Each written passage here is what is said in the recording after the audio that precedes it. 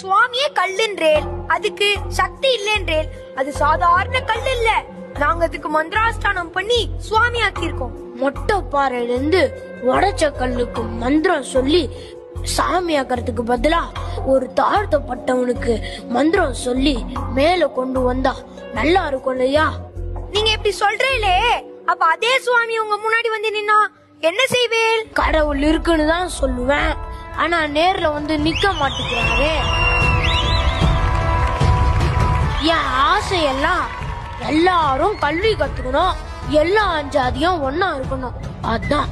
அது எப்படி எல்லா ஜாதியும் ஒன்னா இருக்க முடியும்? அதெல்லாம் இருக்க முடியாது. அதனாலதான் ஜாதிய தூக்கி போட சொல்றேன். ஜாதி எப்படி தூக்க போட முடியும்? அப்பனா அந்த மதத்தை தூக்கி போடு.